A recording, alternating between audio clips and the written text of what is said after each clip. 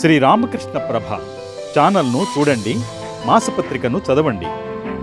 ఉపనిషత్తుల సందేశం. విజ్ఞాన శాస్త్రం, ధర్మశాస్త్రం. సమస్త విజ్ఞాన శాస్త్రం ఏకత్వానికే అన్వేషణ చేస్తుంది. వేదాంతం ఈ ఏకత్వాన్ని ఆత్మలో కనుగొన్నది.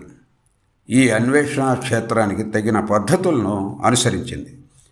కానీ తన నిర్ణయాలకు ఆనాడు లభ్యమైన ప్రత్యక్ష జ్ఞానంతోనే దృష్టాంతాలు ఇచ్చింది. గత కొన్ని శతాబ్దాల్లో ఆధునిక విజ్ఞాన శాస్త్రం వలన ప్రత్యక్ష జ్ఞానం సమూలంగానూ విస్తృతంగానూ పురోగమించింది. దీని ప్రభావం వేదాంతంపై చాలా హితకరంగా ఉంది.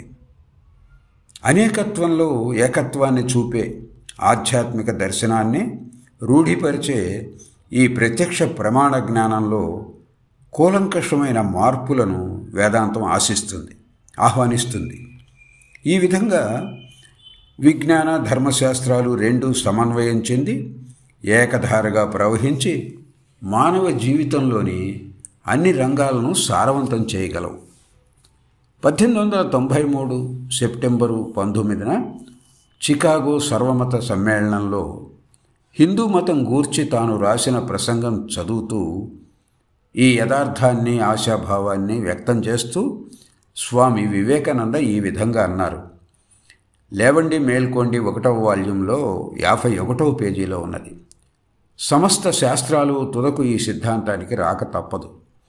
భౌతిక శాస్త్రం నేడు ప్రకటించే సిద్ధాంతం వ్యక్తీకరణం అంటే మేనిఫెస్టేషన్ కానీ సృష్టి కాదు, క్రియేషన్ కాదు.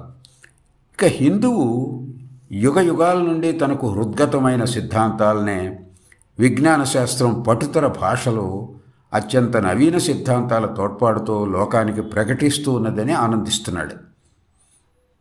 ఈ విధంగా వేదాంత ధర్మశాస్త్రం మాత్రమే కాదు, వేదాంతం తత్వజ్ఞానం కూడా ధర్మశాస్త్రంగా అంతరంగంలో సత్యాలను కనుగొని ఇతరులను కూడా ఈ ప్రయత్నంలో ప్రోత్సహిస్తుంది.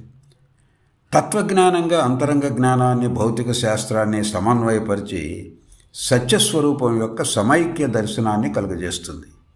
ఈ విధంగా మానవ జీవితానికి, శీలానికి ప్రగాఢ శ్రద్ధ, లోతైన దృష్టి, విశాల దృక్పథం, సానుభూతి ప్రసాదిస్తుంది. వేదాంతం ధర్మశాస్త్రాన్ని ఇంద్రియాతీత అనుభూతిగా పరిగణిస్తుందే కానీ అది మానవాతీత శక్తిగా చెప్పదు. మానవాతీతమైన అంటే సూపర్ న్యాచురల్ దివ్య దర్శనాల గురించి వేదాంతం మాట్లాడదు. ఇంద్రియాల పరిధిలో ఉన్న విషయాలతో ధర్మశాస్త్రానికి ప్రమేయం లేదు. అవి ప్రత్యక్ష ప్రమాణాలు గనుక వాటిని గురించి విచారించే సామర్థ్యం దానికి లేదంటుంది వేదాంతం. ఈ క్షేత్రంలో ధర్మశాస్త్రం ఇచ్చే తీర్పు కంటే విజ్ఞాన శాస్త్రం తీర్పుదే పైచెయ్యి. 100 శృతివాక్యాలైన అగ్నిని చల్లార్పలేవు అంటారు ఆదిశంకరులు. ఎందుకంటే ఇంద్రియాల అనుభవానికి అది విరుద్ధం. ఇటు ఇంద్రియాతీత అనుభవ క్షేత్రంలో భౌతిక శాస్త్రానికి ఏ అధికారం లేదు. ఆత్మ, భగవంతుడు వంటి విషయాలపై అది తీర్పు చెప్పబోనటం హద్దులు మేరడమే. ఈ విషయాలపై సూచనలు ఇచ్చే సామర్థ్యం దానికి ఉన్నది, ఇవ్వవచ్చును. కానీ అన్వేషణ విధానం వేరొక క్షేత్రానికి, ధర్మశాస్త్రానికి చెందుతుంది. ఈ 2 శాస్త్రాల యథాస్థితులను స్వామి వివేకానంద ఇలా విశదీకరించారు. లేవండి మేల్కొండి 2వ వాల్యూం 244 పేజీలో.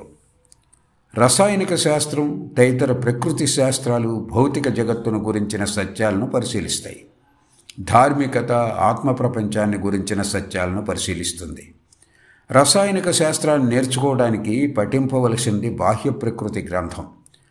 ధార్మికత గురించి తెలుసుకోవాలంటే చదవవలసిన గ్రంథం నీ మనస్సు, నీ హృదయం. యోగికి సాధారణంగా భౌతిక శాస్త్రం సరిగా తెలియదు.